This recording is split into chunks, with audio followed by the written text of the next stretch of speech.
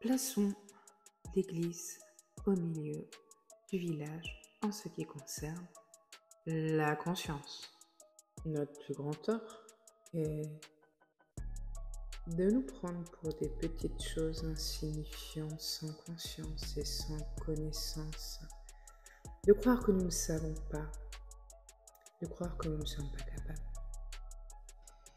plutôt que de reconnaître à quel point nous sommes conscients en vérité. Et ce qui est important de comprendre, de conscientiser, c'est que la prise de conscience crée le changement et c'est pas le fait de comprendre qui va créer un changement. Quand on rentre dans ce qu'on va appeler dans la prise de conscience, on va incarner quelque chose.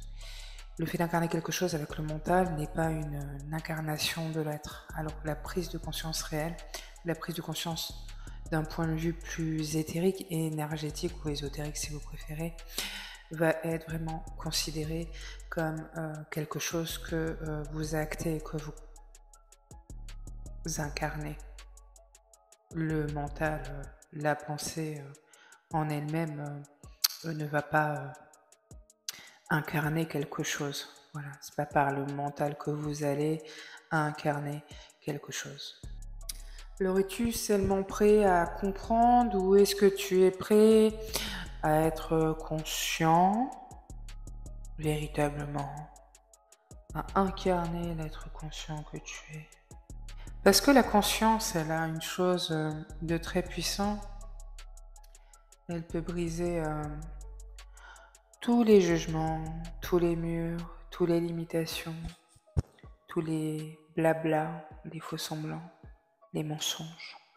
La conscience dégomme tout.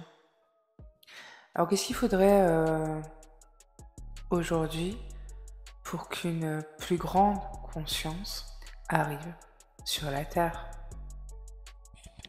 Et vous savez quoi? Vous avez juste à choisir. Choisir la conscience ou le mental, sachant que en réalité, la plupart des gens n'ont absolument aucune conscience de ce qu'est véritablement la conscience, puisqu'on leur a dit que il fallait être conscient et que la conscience se trouvait dans le cerveau. Mais je vous parle pas de ça, moi. Je parle d'autre chose. Je vous parle d'incarner véritablement la conscience que vous êtes véritablement. Sachant que vous êtes conscience, je suis conscience, tu es conscience, il est conscient, nous sommes conscients, vous êtes conscient, ils, elles sont conscientes.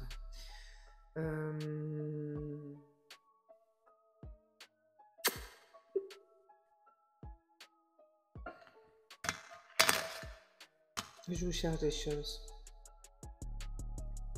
Il est conscience. Elle est conscience. Conscience composée. Elle est conscience suprême. Vous voyez? Conscience suprême. Maman. Tout a une conscience. Nous sommes conscience. Et je ne vous parle pas de quelque chose qui médicalement a été localisé dans le cerveau, puisque on ne parle pas véritablement, visiblement, de la même chose. Mais bon, ça porte le même nom, visiblement. Et tu dois savoir une chose importante aujourd'hui, si tu ne choisis pas la conscience que tu es véritablement, tu vas choisir, et je dis bien choisir, d'incarner l'inconscience, voire de choisir d'incarner ce que je qualifierais d'anti-conscience. Alors effectivement, sur cette planète de libre arbitre, nous pouvons choisir le meilleur, le moyen ou le pire. Bisous.